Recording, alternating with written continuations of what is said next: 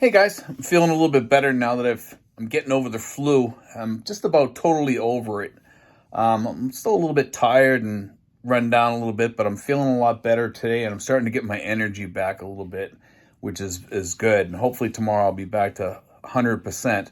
I got a lot of really big news coming up over the next probably week or two about the channel. There's going to be some big changes going on, and I'll be letting you guys know what the changes are. And all you should take note of this. There's going to be some pretty big changes going on in the channel, and I will probably be leaving the channel and maybe be on once in a while or something like that. We'll see how things go. And I'm going to have somebody else take over the channel. And I will be letting you guys have more information on that and how that's going to happen, what's going to happen, and am I still going to be helping people? Yes, I'm still going to be helping people. I'm still going to be answering my phone and doing the things that I always do. But today I want to talk a little bit about, and I will get back to that with more information during this week, probably over the next few days. We'll be talking about that in depth, okay? But I don't want to talk about today too much. But today I want to talk about what leads people to leave the United States and come to the Philippines. You know, if there's one thing I ever did that was massive, that was a massive jump, and a lot of people don't realize how big it really is to make the jump to leave from the United States to the Philippines and make that jump to live over here permanently. It's a massive jump when you think about it. It's quite an undertaking, number one, to be able to save the money and prep yourself to come over here, and prep yourself mentally to come over here, and to be able to leave whatever you left back there, your comfort zone maybe, or maybe it wasn't no longer your comfort zone, because the United States used to be my comfort zone. It's not any longer. And for a lot of people, I think that's kind of the answer for a lot of the folks that come over here. That the comfort zone that they once had back there, because of politics, family, death of our parents in some cases, maybe all our family members are gone. We no longer have anything back there. For a lot of people, that's true. I still have family members there. I never left there because of all that stuff pretty much, but I know I did a little bit in some cases. I did with certain people. I wanted to get away from that, and I think the biggest part of me was the fact that I felt like I didn't have anything left there. I felt like what was once America is now gone. And as I look at the United States now with the political stuff going on and everything, the political climate, the family climate back there, I hear almost from everybody that once they get here, it's like, phew, it's like, phew, hey, it's like they were escaping something really radically wrong. And I see people coming here and they're talking to me when I'm taking them to the PRA and stuff like that, and they're telling me why they left and their story and everything. And they says, "Man, Steve, you're lucky you got over here earlier than we did. We just made it." And it's just, what do you mean just made it? Like that to me sounds like you really escaped from something. And I see a lot of people, and I watch the news and everything about, between Trump and Kamala Harris there and everything. And I don't care what party you're from, it doesn't really matter. We've got people coming over from both parties over here that are terrified of the United States right now. And I think a lot of that was kind of pushed by both social networks, TV, radio, talk shows. I think there's a lot of craziness going on. And a lot of the conspiracy theories that we used to think were conspiracy theories suddenly aren't conspiracy theories anymore. They're the truth. And there's just a lot of weird, strange, cataclysmic, crazy, funky, wonky stuff going on in the world today. You got the China thing going, the Russia, the Ukrainian thing. UK's got some weird stuff going on now. There's just all this weird stuff going on in the world, and people come here, I think, to kind of escape that. But even here, you can't totally get away from it. I think if the only place you could really go and probably get away from it totally would probably be either maybe New Zealand or Iceland, or maybe some of these remote South Pacific islands, maybe. But I think that the world is pretty much saturated now with all this weird stuff that's going on in the world. I think everybody is like up to their neck in all these worldly crazy transmissions that we see every day on either on YouTube or watching TV or just listening to the news or podcasts or whatever. Just listen to Joe Rogan and, whoever you may be listening to out there, BBC broadcasts. It could be left, it could be right. It doesn't really matter. It could be Alex Jones or something like that if you're really radical. But, I would say this, that it's weighing really heavy on a lot of people when I see them coming over here. And sometimes I'm just shaking my head after I meet some of these people coming over here. It's like, wow, man, that guy went through a lot of stuff. It seems like the United States is burning down, the way some of these people are talking. But then when I look back to the last 5 years that I was in the States, and I look back at some of the evil things that happened to me during that time, both at work, especially at the Lawrence Public School System. The Lawrence Public School System was horrid, to say and I think anybody that had worked at Lawrence Public Schools or still works there would kind of say the same thing, that Lawrence Public Schools is a very difficult place to work.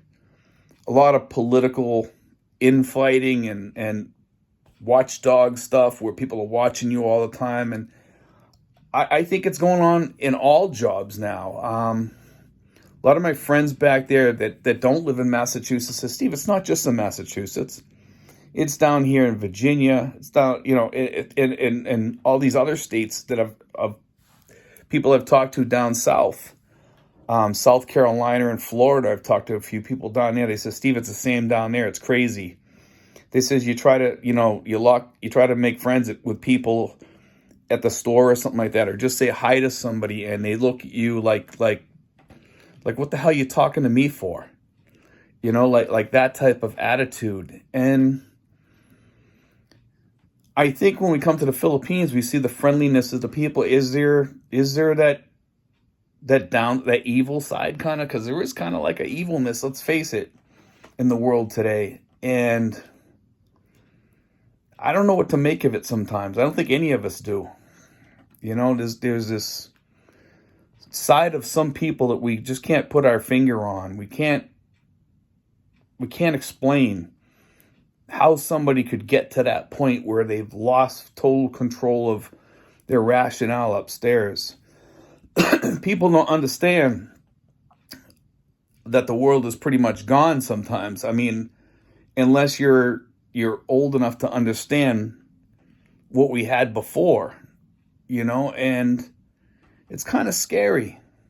And it kind of has shaken me to my roots, over, the past 7 years here have been pretty decent. I'll be here 7 years in March.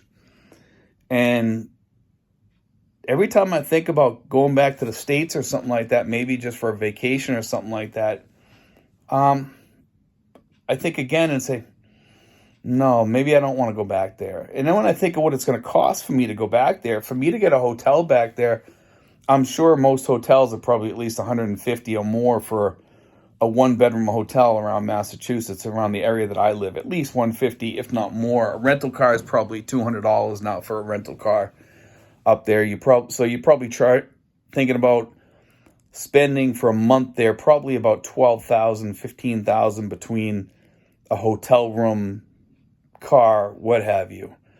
Costs have been another thing that have driven people out of um, the United States.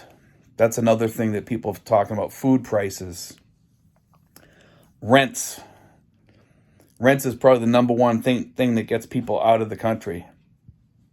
I mean, when you talk about rents over here, I got a roof over my head. I got an air conditioner. I got a place to take a shower, a sink, a refrigerator, and I'm living here for $80 a month for my rent. Where else can you get that? In a decent, clean home. That's almost unheard of back in the States. You cannot touch, for 20 times that, I still wouldn't be able to rent an apartment in the Boston area probably. 20 times that, because that'd be about $1,600. $1,600 would probably get me maybe a room if I'm lucky back in Massachusetts. If I'm lucky. It wouldn't get me a studio unless I was in some rundown section of some really rundown city or town in Massachusetts. You couldn't touch anything for $1,600. It's unheard of, So that gives me the reason to come here and to enjoy living here, because when I hear about the inflation back home, man, it's like, wow. I just hope that the people back in the United States can somehow get what's going on back there under control at some point. Whether it be voting for one person or the other, at this point, I'm not sure if it's too late to try to fix it. I'm not sure if it can be fixed, because it might be too late. We might go into a depression, which is what they're talking about, depression or major recession. They said, some people are saying that if we go into this next recession that they're talking about, and it seems like they're already starting to go back into that recession. Sometimes it takes, you don't know that you've gone through a recession till it's too late, and then you're already in it. And I think some people back there are starting to realize that maybe the recession is just starting, and maybe it's going to go really deep. A recession is usually when your neighbor is out of a job. A depression is when you're out of a job along with your neighbor and probably your whole damn neighborhood, and I'm not sure how the United States is going to dig their way out of like a lot of the stuff that's going on back there, between the debt issue. What do you let happen? How do you fix the debt issue? Well, you devalue your money by 50%, okay? And then instead of having $30 trillion, suddenly your dollar is worth less, and people, it just changes the whole dynamic of everything, and then you pay it at the devalued rate. So you just print more money, you can pay off most of that debt, and then suddenly money is worth almost nothing. Could that be what happens in the future? Is that the way America is going to fix itself? Is just let the dollar devalue to that point? Who knows? There's a lot of questions coming up that people are not answering, and a lot of our national political figures really don't have an answer to.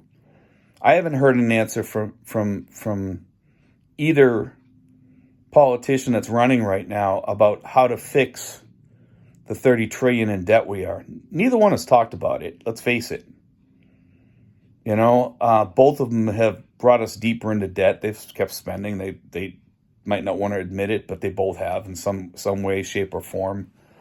They're both guilty of that. I'm not saying one's better or one's worse than the other one. I'm just stating a fact there that both of them have been, culprits in that debt. But the people that are getting out, I think they're getting out with good reason. Hopefully, the money that we keep getting from, whether it be Social Security, municipal pensions, or pensions from your state, or whoever it may be that you get money from, let's hope that those things continue. And most of them are pretty well funded. Unfortunately, some of them are funded by, guess what? stocks. When stocks take a major dive, guess what? Those pensions dive too. People got to pay them. What happens then is usually the city has to cough up more money out of their pockets to pay people that are retired or what have you. And I'm not sure how things are going to pan out if Social Security can't pay any money because they've had to use that money for something else to keep the government running, let's say.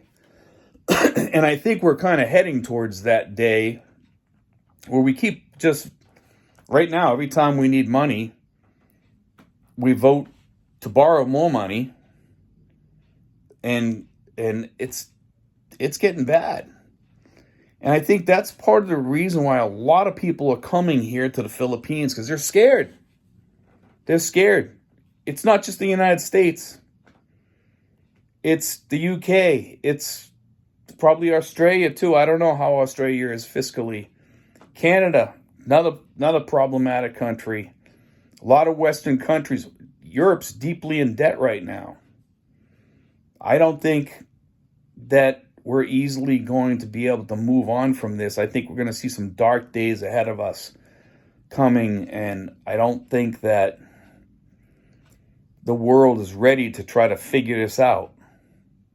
What will happen? Maybe there has to be a lot of debt forgiveness and just say, you know what, we're just going to move on from this. It is what it is.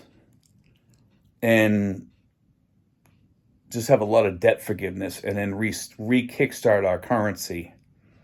And maybe that's why the people behind the scenes are doing some crazy stuff. And some people don't want to believe that there's, people behind the scenes running things. Oh, there's people behind the scenes running things, I'm sure. Even Trump has mentioned about that, about the deep state, whatever you want to call them. I don't know if it's a deep state. I don't know if it's who it is, but you can always feel like somebody's running something behind the scenes, and we just don't know who it is. And I'm not trying to be paranoid or anything here. I just kind of think that there is some people behind the scenes. Some people say, oh, the Rothschild, whoever it may be, who knows? I think there's certain people that pull the strings. I mean, we know that some of these politicians, even the one that we have in there right now, are not even capable mentally of running the country or running the show, especially a world leader who's the leader of the free world with dementia, and you can say he doesn't have it or he does have it. He has it, and the question is, why would you leave him in power after you realize that he has it and wait till the next election day? Kind of stupid and crazy, right? They kind of admitted that he has dementia, but we'll leave him in the White House until November. What does it matter? It matters. I think people are running. People are looking at the United States like it's already, somebody lit the match. You just got to flick it to the gas can next to the house and watch it all burn down now. And it's scary. It's scary watching and seeing everything that's going on back there. And I think people are getting ready to flick that match and get the hell out of Dodge, and just run. And I see these people coming in here, and people come over here, and everybody talks about everything that's going on back there, and everything's is concerning people. It's worrisome. Anyway, guys, I just want to talk about that a little bit. Everybody has their reasons for leaving the country. Put yours in the comments there. Maybe you have different feelings. Those are my feelings. I'm kind of ambivalent, confused. How do you feel about it? Maybe you're just as confused as me. Because I think all of us are kind of shaken to the core right now. I think we're all shaken to the core. And I just want to, kind of let that out there. And over the next few days, guys, I'll be talking more about my leaving the channel. I'm going to be doing some other things that I want to do. I still want people to use Mary Rose and stuff for her SRRV stuff. And if you have SRRV questions, you can still email me at steven5975@yahoo.com. And I will still help you with that for you guys out there that do need help with apostles or police reports, stuff like that. Or if you need Mary Rose's information.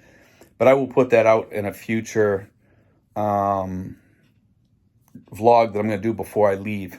Okay, but I will have a vlog talking about me leaving fairly soon.